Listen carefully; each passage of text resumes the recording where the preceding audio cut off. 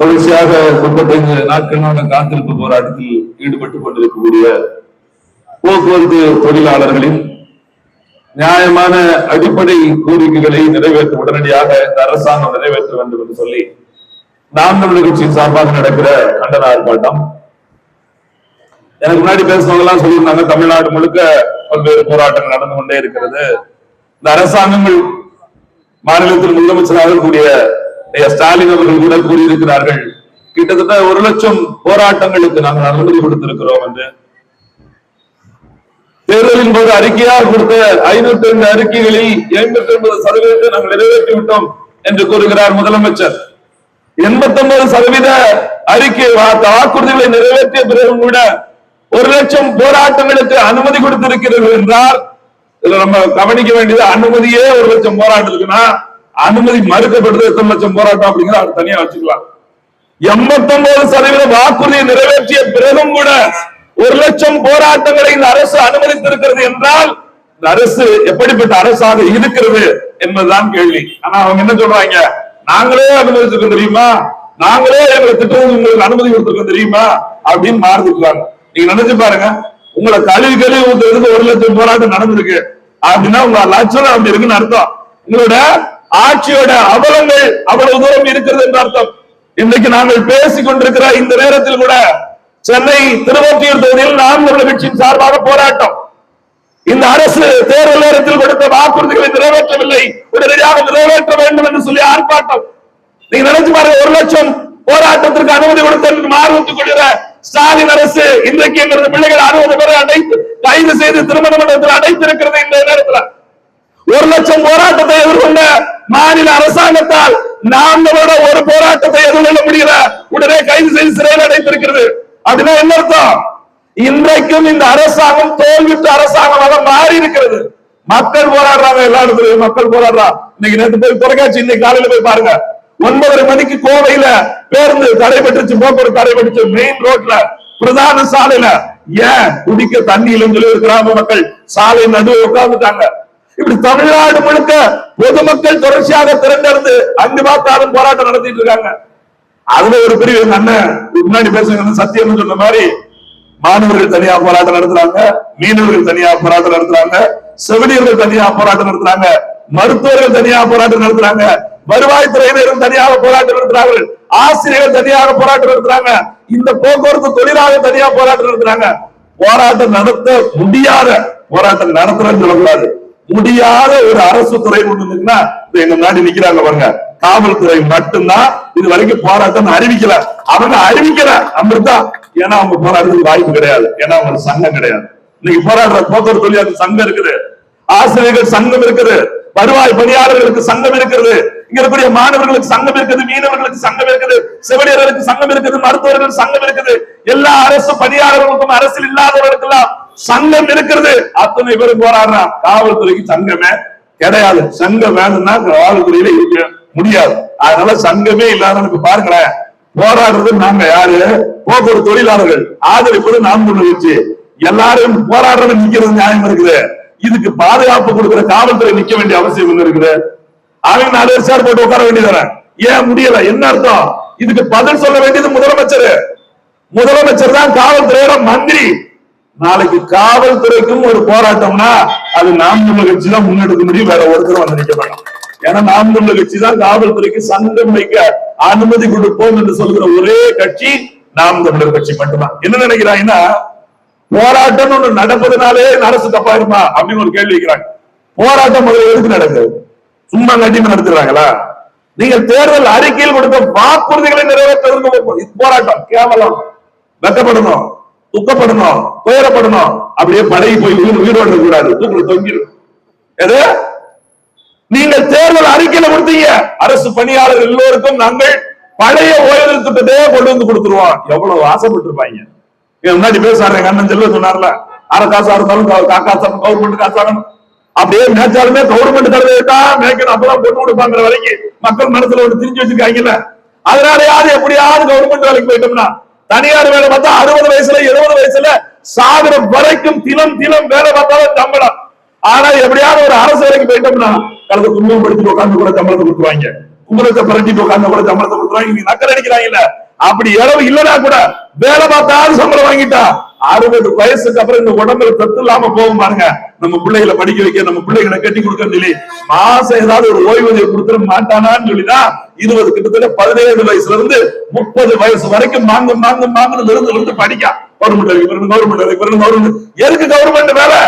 இந்த பண பரிபலன்கள்லாம் நமக்கு கிடைச்சிடும். ஒரு வேலை செய்ய முடியாத கை விழுகிற நேரத்துல 60 வயசுக்கு மேல இப்ப உயிரோடு இருக்கிறதே கஷ்டமா இருக்குது. இதுல வேற வருஷ வருஷம் நீ உயிரோடு தான் இருக்கியான்னு வேற கட்டுறோம்.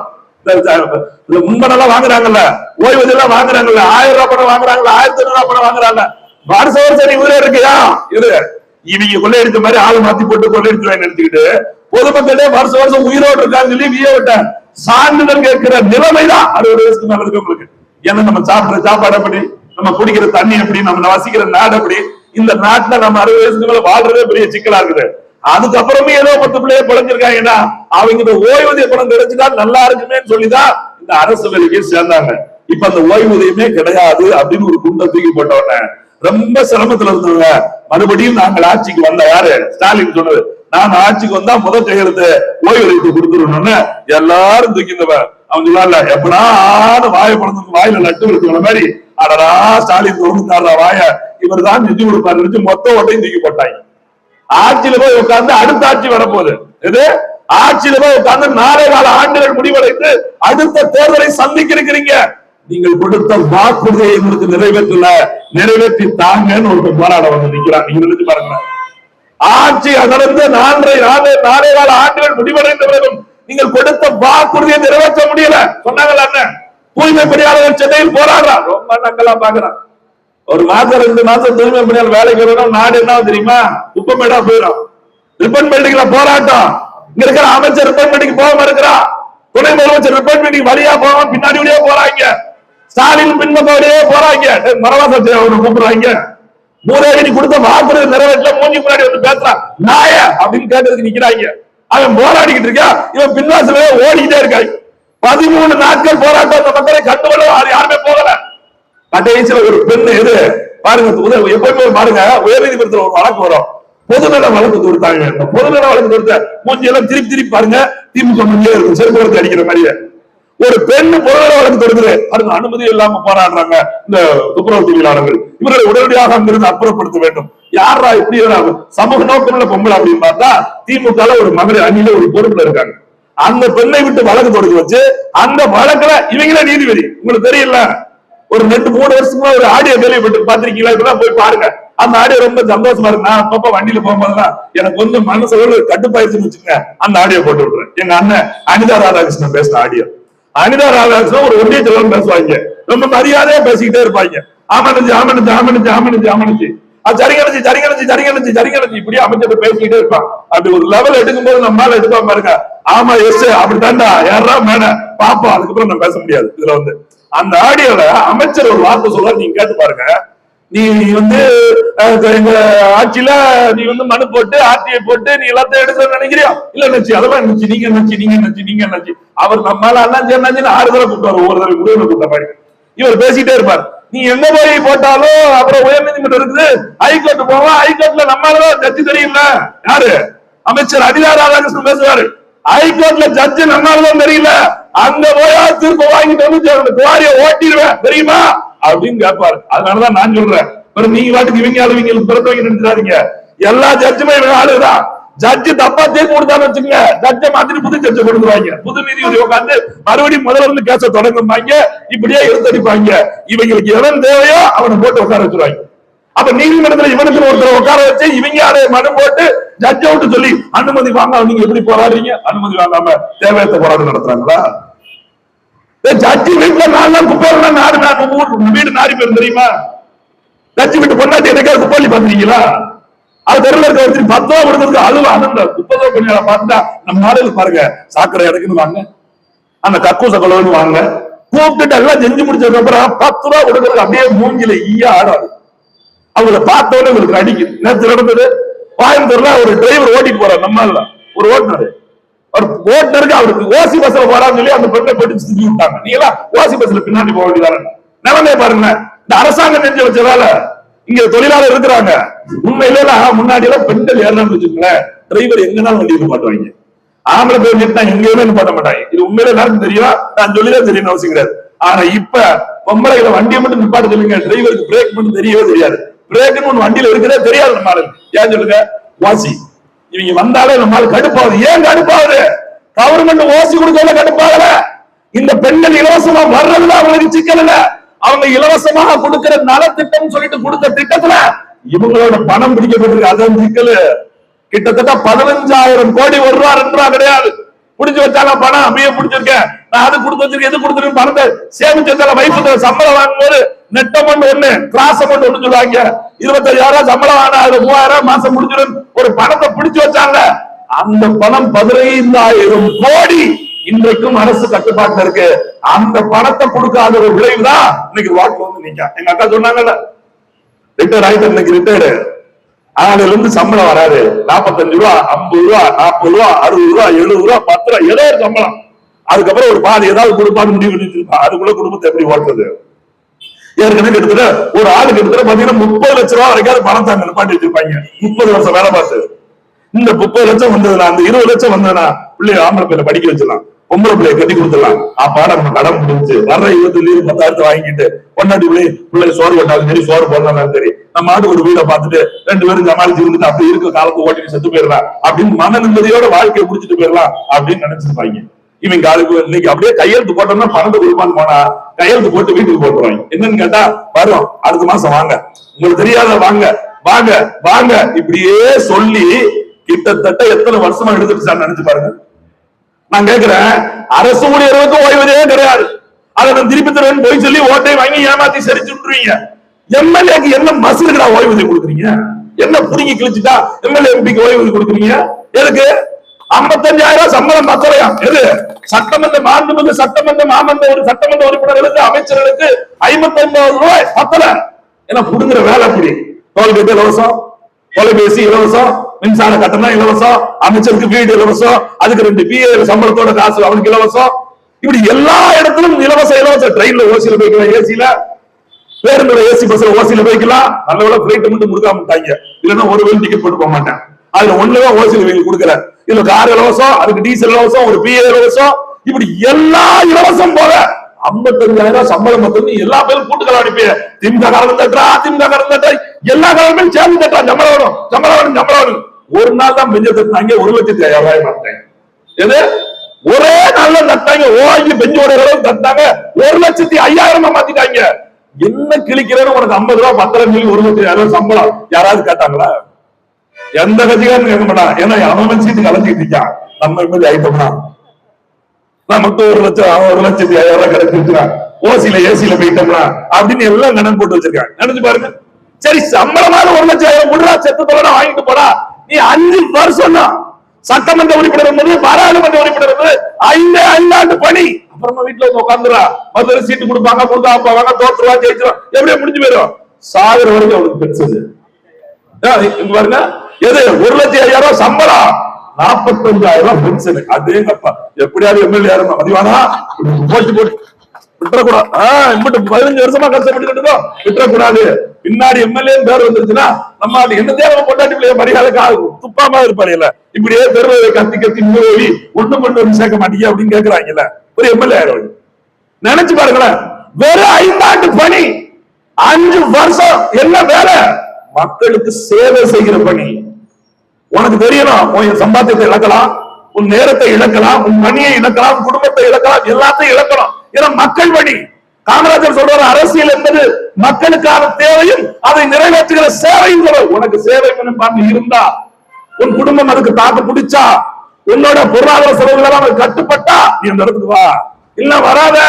இன்னைக்கு அரசியல் அப்படியா இருக்குது, ஓடியா கொட்டுறான், தொலைக்காட்சியில் உட்கார்ந்து பேசுறான். யாருங்க துட்டு கொடுத்தா? செருப்பி அடிக்கணும் அவனெல்லாம். நான் என்னைக்காவது ஒரு நாள் விவாதத்துல போய் உட்கார்த்தான் போறேன். உட்கார்ற அன்னைக்கு தெரியாத கூப்பிட்டு அப்படியே லைவ்ல ஒண்ணு நிரூபிக்கலாம் தலைவா, உன் பொண்டாட்டிக்கு போன் பண்ணு சொல்லணும்.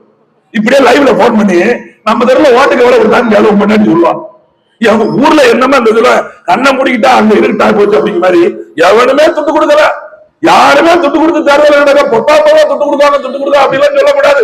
கோடியா ஒரு சட்டமன்ற தேர்தலுக்கு 15 கோடி 20 கோடி செலவழிக்கிறான். 15 கோடி 20 கோடி செலவழிச்சு அவன் சட்டமன்ற உறுப்பினரானா சம்பாதிக்கணும்னா மக்களுக்கு சேவை செய்ய நினைப்பானா? இது என்ன அரசு? இது என்ன அரசியல்?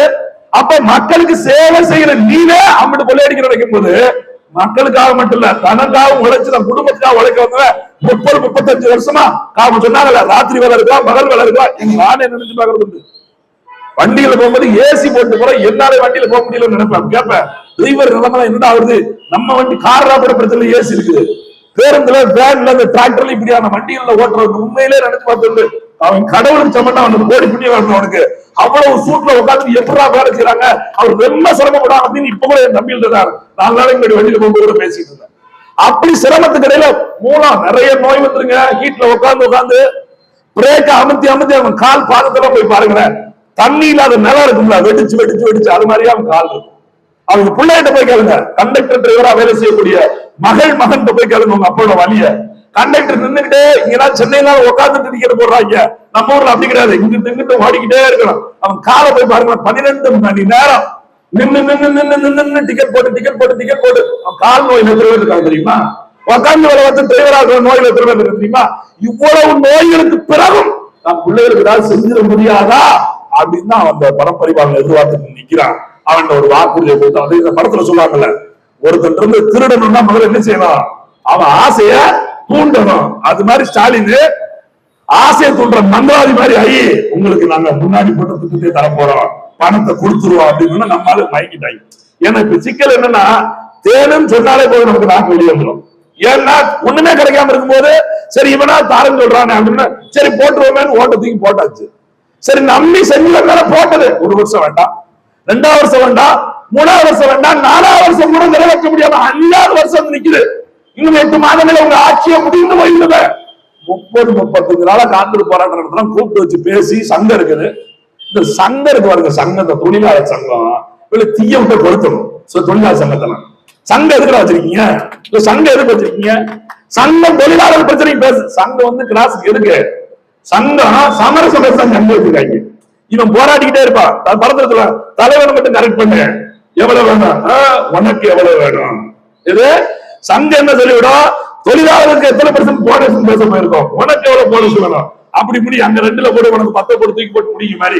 இவங்க அரசு சமரச அமைச்சர் போய் உட்காந்து இவன் அமைச்சர் மேல கொண்டு உட்கார சொன்ன அடே அப்பா, நம்ம எல்லாம் நல்ல சாப்பாடு சோத்துக்கு சேர்த்த சங்கத்துல பொறுப்புல இருக்கானா? அட பாவியா, வாங்கடா நாங்களாவது பிரியாணி வாங்கி தரோம். இந்த ஒருவேளை சோத்துக்காக போய் சாவுறீங்க. அமைச்சருடைய நேரம் உட்கார்ந்தாலும் எனக்கு பாதி மயங்கி போயிருது. ஐயோ அமைச்சரை நம்மள உட்கார வச்சு பேசிட்டாரு. அதுல எங்க அமைச்சர் சிவசங்கர் ரொம்ப புண்ணியமான, சொந்த தொழில நிக்க முடியாம பக்கத்து தொழிலே நின்று எம்எல்ஏ பண்றேன்.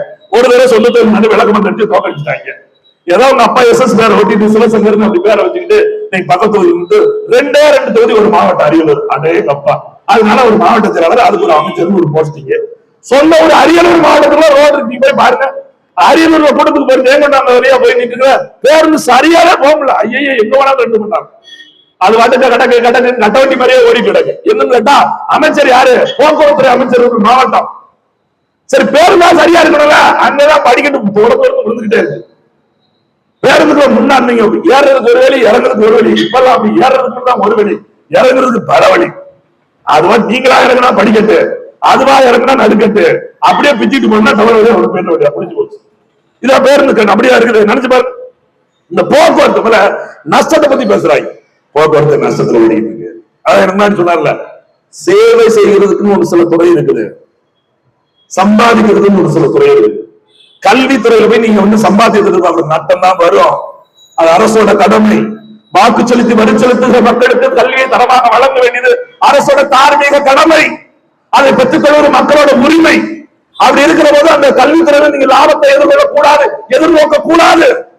மருத்துவத்துறை அப்படிதான், மக்களுக்கு தரமான சேமான சரியான மருத்துவத்தை சுகாதாரத்தை மக்களுக்கு வழங்க வேண்டியது அரசோட கடமை. வாக்கு செலுத்திய வரி செலுத்திய மக்கள் அதை பெற்றுக்கொள்வது அவருடைய தனிப்பட்ட உடைமை. அப்படி இருக்கிற போது மருத்துவத்துறை சுகாதாரத்துல நீங்க லாபத்தை எதிர்பார்க்க கூடாது. ஒரு அரசாங்கம், நல்ல அரசாங்கம் குடிநீர்ல லாபத்தை எதிர்பார்க்க கூடாது. அது மாதிரிதான் பொது போக்குவரத்துல எல்லாத்தையும் வாகனம் இருக்குன்னு சொல்ல முடியாது. இன்னைக்கு வண்டி வச்சிருக்கலாம், மக்களை ஏமாத்தி 1 ரூபாய்க்கு தர வண்டி தரோம், 5 ரூபாய்க்கு வண்டி தரோம், ஓச்சில வண்டி தரோம், டியூல தரோம், அப்படி தரோம் இப்படி தரோம். வீட்டுக்கு 2 வண்டியை வச்சுட்டாங்க. இப்ப வீட்டுக்கு பைக் இல்லாத வீடு, ஆனா ஒருத்தருக்கு பெட்ரோல் போட வழி இல்ல. காரா வாங்கி வச்சுட்டா டீசல் போட வழி இல்ல. அம்பிட்டு ஏறி போச்சு. வண்டி வேலை படுத்துருச்சு, டீசல் வேலை பெட்ரோல் வேலை ஏறி போயிடுச்சு. டீசல் பெட்ரோல் ஏறி போய் எல்லா பொருளோட விலையும் ஏறி போயிருது. அப்ப என்ன வண்டி எல்லாத்தையும் இருக்கலாம், ஆனாலும் பொதுப்பகுதிக்கு நினைச்சு பாருங்க. இப்போ நாம ஒரு வண்டியில போறோம், சீட் பெல்ட் போடணும்னு குடிச்சிருவாங்க. நாம பைக்ல போறோம், தலைமாட்டி கட்டணும்னு குடிச்சு விட்டுருவாங்க. இந்த பேருந்து போல அரசு பேருந்து பாருங்க, தொடர் வண்டியை பாருங்க, ரிசர்வ்ல பிரச்சனை இல்ல, அன்ரிசர்வ் கோச் மட்டும் போய் பாருங்க, 100 பேர் உட்கார்ந்துக்கு சீட்டு 400 பேர் ஏறிட்டு போறோம். அவன் நிக்கிறானா, எவன் மேல நிக்கிறானே தெரிய மாட்டேங்குது. ஒவ்வொருத்தரும் தோல் மேல நிக்கிறான், தொட மேல நிக்கிறான், அங்கன உட்காரா இங்கன உட்காரா. அளவுக்கு அதிகமா போகக்கூடாது, சட்டத்துக்கு இடம் இருக்கா இல்லையா? ஏன் ட்ரெயினை பிடிச்சி உள்ள விட்டுருமா? அரசு பஸ்ல படிக்கட்டு வரைக்கும் தூக்கிட்டு போறான். அது பாருங்க, இலவச பஸ் பாஸ் எப்ப மாணவர்கள் கொடுத்தாங்கனோ அந்த டயத்துல பாருங்க ஒரு பஸ் தவிர வேற பஸ்ஸே வராது. ஓட்டுங்க போராடுற எல்லாருக்குமே தெரியும். சரியா அந்த நேரத்துல ஒத்த பஸ் மட்டும் போன அப்படிங்க, ஓசி பஸ்ல மொத்தமா 2 பேருங்க. அதுக்கப்புறம் அவன் தொங்கி பிங்கி அப்படியே அதே அப்பா பிள்ளைங்க பள்ளிக்கிடம் போக அதோட சாவானே தெரியாது. இப்ப சமீபத்துல போன டிசம்பர் நினைக்கிறேன், ஒரு மாவட்டத்துல ஒரு பெண்ணு 12வது தேர்வு எழுத போகுது. இந்த விடியல் அரசு மகளிர் விடியல் ஒண்ணு வச்சிருக்காங்க, ரோஸ் கலர் பஸ்ஸா பாவியா சரி இருக்கட்டும், இந்த கலர் கலரா பஸ் விட்டு என்னத்த சொல்ல. அந்த பஸ் பேருந்து பாருங்க, அந்த பிள்ளை ஓடி வருது, நிப்பாட்டாம போயிட்டான். அந்த பிள்ளை ஓடி போய் விழுந்து போயிடுச்சு. தேர்வு எழுத முடியாம போயிருந்தா யாரு பொறுப்பு? அந்த ஓட்டுநர் நிக்காம போக வேண்டிய அவசியம் என்ன வருது? வைத்தறிச்சலாம். என் சம்பளத்துல முடிஞ்சிச்சு, என் பிள்ளை ஊட்டி எல்லாம் தெருவு நிற்கும் போது இப்படி எல்லாருக்கும் வாசி, பொம்பளைக்கு வாசி, பிள்ளைகளுக்கு வாசி விட விட நீ நலத்திட்ட அறிவி. ஸ்டாலின் கலைஞர் ஸ்டாலின் பேர் வாங்க நீ நலத்திட்ட அறிவிக்கிறா. யாரு உண்டு காசு அறிவிக்கணும்? உன்னோட வரிப்பணத்துல அறிவிக்கணும், இல்ல நாட்டு மக்கள் மொத்த நாட்டு மக்களோட வரிப்பணத்துல அறிவிக்கணும், இல்ல கடன் வாங்கி பீத்து பீத்திரிய அந்த கடன்ல யாரும் அறிவிக்கணும். இங்க வேலை செய்யக்கூடிய போக்குவரத்து தொழிலாளர், டிரைவர், கண்டக்டர், இங்க இருக்கக்கூடிய எல்லா தொழிலாளர் மொத்த சம்பளத்தை பிடிச்சு வச்ச பணத்துல எடுத்துட்டு தானம் பண்ணக்கூடாது ராஜா. சொந்த பணத்துல தானம் பக்கத்து பையிலே எடுத்து பண்ணாங்க கொடுங்க, சும்மா கொடுங்க அப்படின்னு கொடுத்துட்டே இருந்தா அவன் எவ்வளவு நேரம் கொடுப்பான்? ஊரா மருந்து எடுத்து வச்சு ஒரு கிட்டத்தட்ட ஒருத்தருக்கு 40 லட்சம் ரூபாய் நிக்கணும். நீங்க நினைச்சு பாருங்க, தமிழ்நாடு முழுக்க எத்தனை ஊழியர்கள். அது ரிட்டையர்டுக்கு அப்புறம் அவனுக்கு என்ன இருக்குது? இந்த பணத்தை நம்பிய வாழ்க்கை இருக்குது. சரி, வேலை செய்யறவன் ஒரு 10 வருஷம் வேலை இருப்பான், பரவாயில்ல சமாளிச்சுட்டு போயிடலாம். வேலை செய்யாதவன் சொன்னாங்கல்ல, இந்த கால் வலி இருக்குது, வயிற்று வலி இருக்குது, உடம்பு வலி இருக்குது, அவ்வளவு வலி இருக்குது. திடீர்னு ஒரு சிக்கலாகி போச்சு. 30 வருஷம் ஓடின வண்டி மிஷின் இவ்வளவுதான் வேலை செய்யும். அப்புறம் வீட்டுல இருந்து உட்கார்ந்து ஒரு நோய் வந்துருச்சு, மருத்துவமனைக்கு போய் நான் சொல்றேன், மருத்துவ காப்பீடு திட்டம் கிடையாது. ஏன்? அவங்க அப்படியே அரசு ஊழியர்கள். அடே கப்பா, காப்பீடு திட்டம் எல்லாரும் கொடுத்துருக்கல, ஆட்டு கொடுக்குற, மாட்டு கொடுக்குற, மனுஷன் அத்தனை பேருக்கு கொடுக்குற, எல்லாரும் வந்து வாங்கி காப்பீடு திட்டம் வாங்கி சொல்ற. ஏன் ஓய்வு பெற்ற அரசு ஊழியர்களுக்கு காப்பீடு திட்டம் கொடுக்கறது இல்ல? அவங்க ஓய்வு பெற்றான், அதனால தேவை. எங்க இருந்து ஓய்வு பெற்றான்? 35 வருஷம் இந்த மண்ணுக்கு மக்களுக்குமான அரசு துறையில வேலை பார்த்துதான் அந்த வேலை செய்த துறைகளா ஓய்வு பெற்றதுக்கு போய் அதனால 30 வருஷம் வீட்டுக்கு வாங்க. அரசு துறை என்பது அதுதானே, மக்களுக்கு சேவை செய்ய அரசு துறையில் வேலை பார்த்தது சேவை செய்ய அரசாங்கம். நீங்க தனியார் வேலை வேற. ஏன் தனியார் வேலை விட அரசு வேலைக்கு அவ்வளவு கும்பரமா இருக்காங்க? இப்ப இந்த சிக்கல் எல்லாம் வந்தவங்க யோசிச்சு பார்த்தாங்க, கவர்மெண்ட் வேலை இருந்தா தரலாம் வருவீங்க, எல்லாத்தையும் தனியார் மயமாக்கலாம்.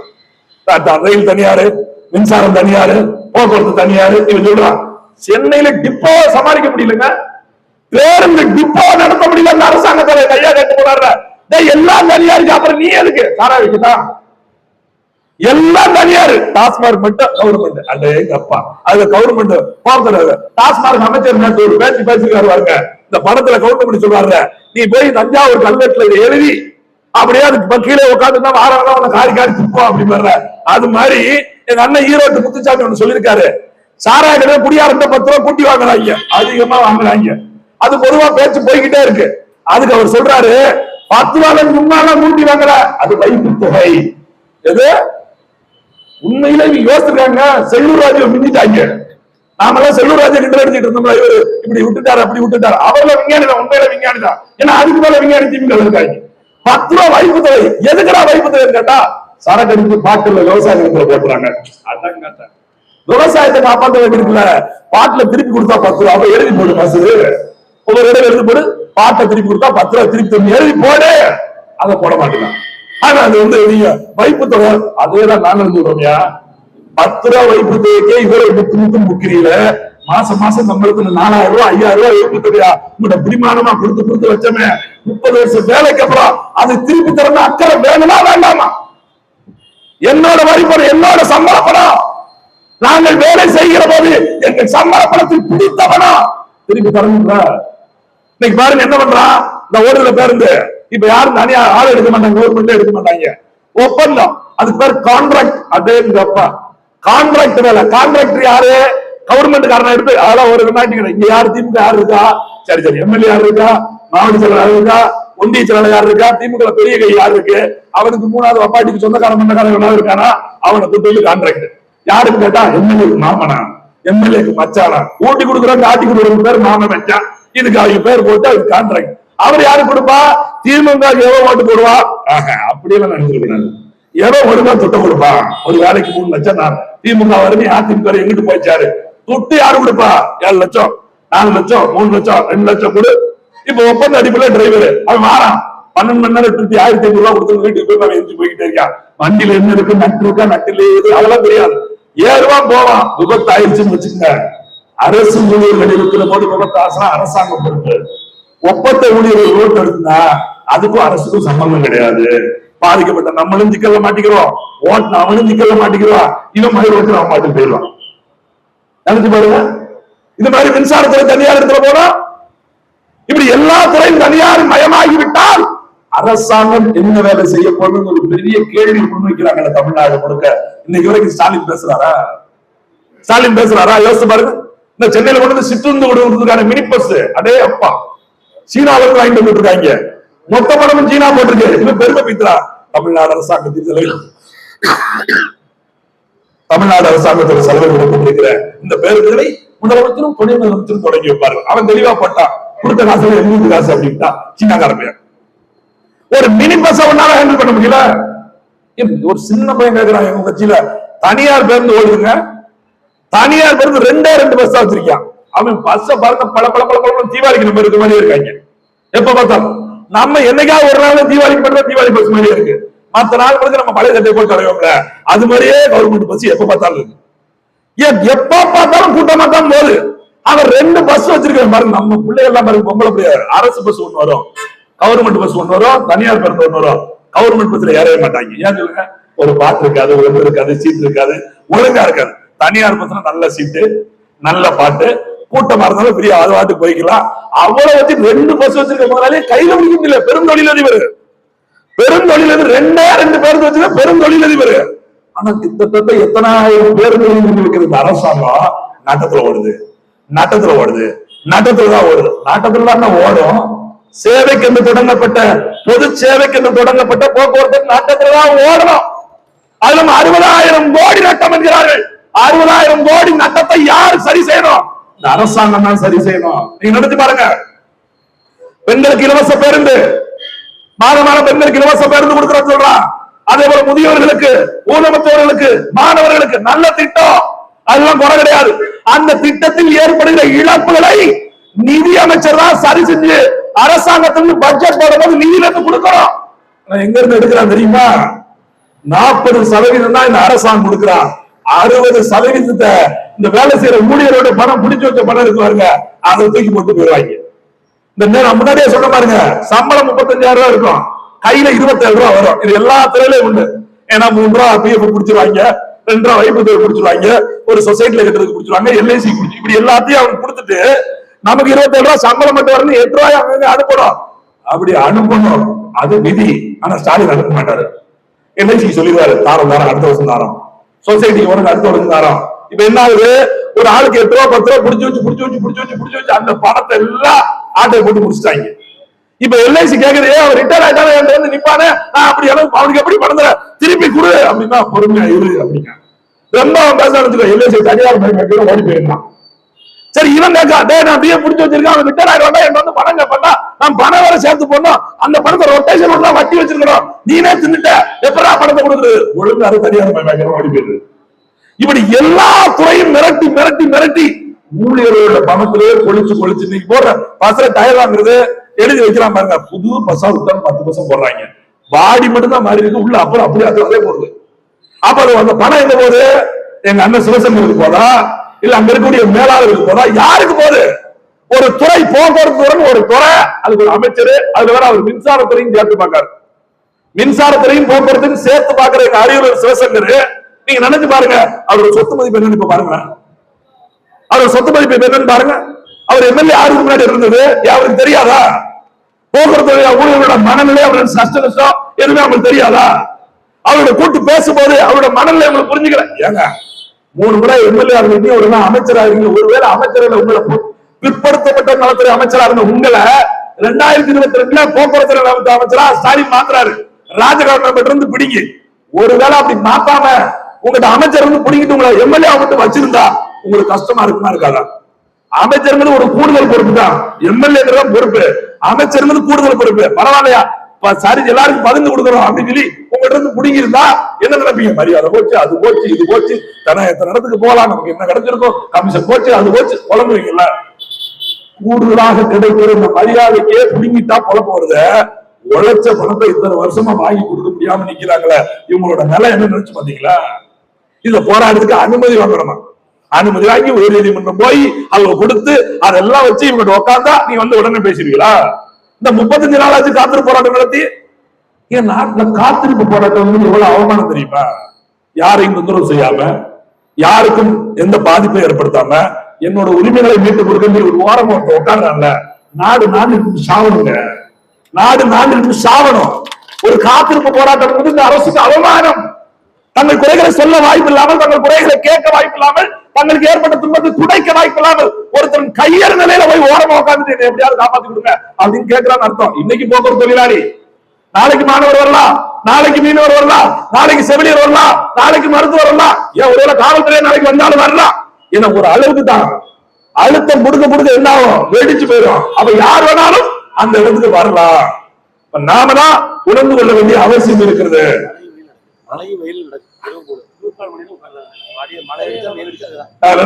மழை பெய்யுது, வெயில் அடிக்குது, அப்படிதான் போராடுறது. இவங்க அப்படியெல்லாம் உட்கார்ந்து கண்டுதான் நினைக்கிறீங்க? அதெல்லாம் இந்த அரசாங்கம் திமுக அது கண்ணுக்கே இருந்துக்காது. தேர்தல் நேரத்தை கொடுத்த வாக்குறுதி 37 வாக்குறுதிகளால் நிறைவேற்ற முடியாம போச்சுன்னால அந்த 37 நம்ம படுத்து கிடப்போம். அவன் எதெல்லாம் முக்கியமான வாக்குறுதி அதெல்லாம் நிறைவேற்ற முடியல. நீட்டில் ஆரம்பிச்சு பழைய ஓய்வு திட்டத்திலிருந்து, அரசு துறை தனியார் மயமாக்கத்தை தடுப்பதிலிருந்து, அரசு பணியாளர்களுக்கு காலை நீட்டிப்பு கொடுப்பதிலிருந்து, அதே அரசு பணியை வேலை செய்யக்கூடிய ஒருத்தர் செத்து போயிட்டாங்க, இறந்து போயிட்டான் உலகத்துல. அவன் பிள்ளைகளுக்கு வேலை கொடுக்கறோம்ல, பிள்ளை என்ன படிச்சிருக்கு, சரி டிரைவர் ஆக்க முடியுமா, கண்டக்டர் ஆக்க முடியுமா, எழுத்தர் ஆக்க முடியுமா, செக்கர் ஆக்க முடியுமா, மெக்கானிக் ஆக்க முடியுமா, உள்ள என்ன வேலை கொடுக்க முடியும்? ஏன்னா வேலை கொடுக்கல, கிட்டத்தட்ட 15 வருஷமா வேலை கொடுக்காம பாக்கிட்டான். அப்ப எதுக்கு அரசு துறைக்கு வந்தா? நம்ம செத்து போனா கூட நம்ம பிள்ளையா இருந்து போயிடும். பிள்ளைகளுக்கு ஏதாவது ஒரு நம்ம உயிரை கொடுத்து இந்த ஒரு திரைப்படத்துல செய்வாங்க தெரியுமா, ஒரு அம்மா தீ எரிஞ்சிடும், அந்த அம்மாவே தீ குளிச்சிடும். எதுக்கு? நம்ம பிள்ளைக்கு அப்படியாவது படிக்க இடம் கிடைச்சிடாதா, நம்ம செத்துருச்சு அப்படின்னு ஒரு அரசு பணி கிடைப்பதற்கு உயிரை கொடுக்கிற வாழ்ந்த மக்கள் வாழ்ந்த தேசம். உழைச்ச உலகத்துல செத்து போயிட்டா அந்த பிள்ளைகளுக்கு அந்த வாய்ப்பு கொடுக்கறோம்ல. 15 ஆண்டுகள் அந்த வாரிசு வேலை கொடுக்க முடியல. இதுல பெருமை மித்தலுக்கு நாங்க 99 வாரிசாருக்கு வேலை கொடுக்கிறோம். நிக்கிறது 5000 பேருக்கு இல்ல, வெறும் 99 வேலை எழுதுறாங்க. டிஎன்பிசி தேர்வு எழுதுவாங்க, 12 லட்சம் பேர் 13 லட்சம் பேர் எழுதலாம். மொத்தமா 15 லட்சம் பேர் விண்ணப்பிக்கலாம். ஒரு விண்ணப்பத்துக்கு 200 ரூபாய். 15 லட்சம் பேர் விண்ணப்பிச்சு 13 லட்சம் பேர் எழுதலாம். தேவையான படி என்ன தெரியுமா? 6400 பேர். எது 6500 பேருக்கு 13 லட்சம் பேர் தேர்வு எழுதுறாங்க. எவ்வளவு பேர் வேலை இல்லாம இருக்கா? நாங்க 2 கோடி பேருக்கு வேலை கொடுத்துட்டோம். எந்த நாள் இருக்காங்க அந்த 2 கோடி? ஒரு கோடி நிக்க அத்தனை வரும். நாங்க வேலை கொடுத்துட்டோம், அதை பிரிச்சுட்டோம், அப்படி தள்ளிட்டோம். இப்ப கூட தூத்துக்குடியில கப்பல் கட்டுற துறைமுகத்தை கொண்டு வரா 30,000 கோடியில. யாரு? டிஆர்பி ராஜா, தமிழ்நாட்டின் தொழில்துறை மந்திரி. வெளிநாடு போய் ஈர்த்துட்டு வந்துடுறாங்களா பணத்தை? ஒண்ணு கிடையாது, கொண்டு வந்து பாட்ட போறான். 55,000 பேருக்கு வேலை கொடுக்க போறாங்க. 55,000 பேருக்கு 1 லட்சம் பேர் வேலை செய்ய உட்பட தொழிலை அழித்து விட்டு 55,000 பேருக்கு வேலை கொடுப்பாங்க. நினைச்சு பாருங்க, ஒரு அரசாங்கம் 1 லட்சம் பேர் ஏற்கனவே ஒரு தொழிலை உண்டு பண்ணி வேலை பார்த்துக்கிட்டு இருக்கான். அந்த 1 லட்சம் பேரோட வாழ்வாதாரத்தை அழிச்சுட்டு ஏதோ ஒரு 10 முதலாளிக்கு இங்க வேலை கொடுக்கறதுக்கு 55,000 பேருக்கு வேலை கொடுக்கணும் கொடுப்பாங்க. இன்னைக்கு வட இந்தியாவில் எவ்வளவு பேர் இருக்காங்க தமிழ்நாட்டுல? 50 பேர் வந்துமே இன்னும் வேலை இல்லா திண்டாட்டம் இருக்குது. நினைச்சு பாருங்க நிலைமையா. அவ்வளவு பேர் 200 ரூபாய்க்கு 100 ரூபாய்க்கு வேலை செய்ய தயாராயிட்டான். அவர் வருகிற போது என் அண்ணன் சொன்னாரு, விடாதீங்க ஆபத்து, தொழிலாளி என்று நினைக்காதீர்கள் ஆபத்து. அப்ப கம்யூனிஸ்ட் சொல்லிச்சு, தொழிலாளர்கள் எதிர்க்காதீர்கள். அதே தப்பா, உலக தொழிலாளர்களை ஒன்று கூடுங்கள், உங்கள் கூட்டத்தை கும்மி அடிங்கள். இது பண்ண முடியும்? ஏன்னா சொந்த தொழிலாளர் போராடிட்டு தெருவில் கத்த முடியல, கூட்டணி கட்சியில கமுகமா படுத்துக்கிட்டு வடமாநில தொழிலாளர் தமிழக தொழில் பிரிச்சு பேசாத. அவன் அடிச்சான் தமிழக, வேடிக்கை பார்த்தான் அரசாங்கம். அவன் அடிச்சான் தமிழக, வேடிக்கை பார்த்த அரசாங்கம். காவல்துறை நிப்பாட்டி வச்சான் பாதுகாப்புக்கு. இப்ப அடிச்சா காவல்துறை அடிச்சா இப்பயும் வேடிக்கை வைக்கிறது அரசாங்கம். எது காவல்துறை அடிச்சா இப்பயும் வேடிக்கை வைக்கிறது அரசாங்கம். அடிப்பான்னா மந்திரியா ஒரு நாள் அடிப்பான்னா, வட இந்தியக்கார வந்து எம்எல்ஏ ஒரு நாள் அடிக்க போறா, மந்திரி அடிக்க போறா, அப்ப நாங்க வேடிக்கை தான் பார்ப்போம். ஏன்னா நாங்களால செய்ய முடியல. என்ன நம்ம அடிப்போம் பேருந்துக்குள்ள ஓட்டுறாங்க, அடிக்க திட்டமிட்டார்கள்னா ஒரு வழக்கு கூட இல்ல குண்டாசு வதிக்குள்ள ஓடுறாங்க. வழக்கில் குண்டாசு யாரு மேல போடணும்? குண்டாசு கொள்ளையடிக்கிற மேல மக்களின் வரிப்பணத்தை ஏற்று பிழைக்கிற அரசியல்வாதிகள் மீது போடணும். ஆட்சி மணலை திருடுகிற அயோக்கியர்கள் மீது போடணும். கஞ்சா விற்கிற களவாணிகள் மீது போட வேண்டும். இங்க இருக்கிற மலை வளங்களை உடைத்து திங்கிற அயோக்கியர்கள் மீது போடணும். அவன் மேல குண்டாசு கிடையாது. கொலை பண்ண மேல குண்டாசு பண்ணும், கொள்ளையடிக்கிற மேல குண்டாசு பண்ணும், அவன் மேல குண்டாசு கிடையாது. மைக்க பிடிச்சி எவனாவது பேசி ஸ்டாலினே நீ ஒழுங்காக இருக்கிறாயா அப்படின்னு கேட்டா போதும், ஸ்டாலினை ஒருமையில் பேசிக்கிட்டான். இப்ப நீங்களே ஸ்டாலினே அப்படின்னு சொல்லிட்டு உங்களுக்கு சோறு ஓட்டுவாங்க வாயில வந்து, இல்ல நான் மீன் சொல்லிட்டா நீங்க சத்தா போயிருவீங்க. இல்ல என்னங்கிற இதுக்கான குண்டாசு சட்டம் இதுக்கா இருக்குது? சட்டம் அதுக்கா வச்சிருக்காங்க. போராடுகிற மக்கள் மீது அதிகாரத்தை பயன்படுத்துற எல்லாமே ரொம்ப நாளைக்கு நீடிக்காது. தேர்தல் வரத்தான போகுது. நான் 4 நாள் முடிஞ்சு வச்சு 3 நாள் இருக்கு. இந்த போராட்டம் தொடங்கிட்டாங்க. 35 நாள் காத்திருப்பது 40 நாள் ஆகலாம், 50 நாள் ஆகலாம். அவருடைய எண்ணிக்கை தேர்தல் அன்னைக்கு வெளிப்படும். நீ நினைச்சுக்கிட்டே இரு. நீ எத்தனை நாள் ஏமாத்தலாம் நினைச்சுக்கிட்டு இருக்க? தேர்தல் வரைக்கும் போராட்டமா விளங்கும். வடிவங்களை மாற்றி போராடுறீங்க. உங்களுக்கு தெரிஞ்சு அவங்களுக்கு தெரிஞ்சு வடிவம் தர மாட்டாங்க, கன்ஃபார்ம் தர மாட்டான். நம்ம தேர்தல் வரைக்கும் போராடு இல்ல, அதுதான் நடக்கும். இவங்க எத்தனை பேர்கள் போராடினாலும் எதிர்த்து பேசினாலும் தங்கள் முடிவை மாற்றிக்கொள்ள மறுக்க மாட்டார்கள். ஆனா தேர்தல் நேரத்துல மறுபடியும் தேனை கொண்டு தடவை வருவாங்க. நீங்க பத்திரமா நாக்க வாய்ப்புல கொட்டி வச்சுக்கோங்க. அதைத்தான் நான் சொல்ல முடியும். மறுபடியும் ஆசைப்பட்டு வாயில வந்தோம்னா அடுத்த 5 வருஷம் கட்ட வேண்டியது. ஒவ்வொரு முறையும் தேர்தல் நேரத்தில் மட்டும் நாம் மகிழ்ச்சி அடைந்து விட்டோம் என்றால் 5 ஆண்டுகள் துன்பப்பட வேண்டியிருக்கும். ஸ்டாலின் அவர்களுக்கு முதலமைச்சர் ஸ்டாலின் அவர்களுக்கு நாங்கள் நாம் தமிழர் கட்சி சார்பாக வேண்டுகோள் எடுக்கிறோம். ஏதோ திருநெல்வேலியில நாம் தமிழர் கட்சி பாலத்துக்கள் இன்னொரு 50 பேருக்கு கத்திக்கிட்டு இருக்காங்க நினைக்காதீங்க. அவரே இதே நேரத்துல இந்த கோரிக்கைகளை வைத்து மாநாட்டை திருநெல்வேலியிலே போட வேண்டிய சூழ்நிலை வரை அண்ணன் சீமான் அவர்கள் பேசக்கூடிய சூழலும் வரும். ஏன்னா மாட்டுக்கு மாநாடு, ஆட்டுக்கு மாநாடு, மலைக்கு மாநாடு, தண்ணிக்கு மாநாடு, டிஎன்பிசி தேர்வு மாணவர்களுக்கு முறைகேட்டை கண்டித்து மாநாடு, இப்படி எல்லாத்தையும் ஒரு நாளை போக்குவரத்து தொழிலாளர்களின் அநீதியை கண்டித்து அவர்களுக்கு ஏற்பட்டிருக்கிற இந்த துன்பங்களை கண்டித்து ஒரு மாநாடு நடத்த கூட தயங்காது நாம் தமிழர் கட்சி. ஏன்னா பாதிக்கப்படுறவங்க மட்டும்தான் எப்போயோ நிக்கணும் அப்படிங்கிற நாம் தமிழர் கட்சி நிலைப்பாடு, எங்க அண்ணன் செந்தமலன் சீமான் அவர்களின் நிலைப்பாடு. கண்டிப்பா நீங்க கடந்த ஆர்ப்பாட்டத்தை பற்றி அவர்களுக்கு தெரிவிப்போம். மிக விரைவில் கூடிய விரைவில் இதை பற்றி ஒரு மிகப்பெரிய போராட்டத்தை அண்ணன் சீமான் தலைமையில் சந்திக்க தயாராகும். வாய்ப்புக்கு வாய்ப்பளிக்கப்பட்டதுக்கு நன்றி, வணக்கம். நான் தமிழர்.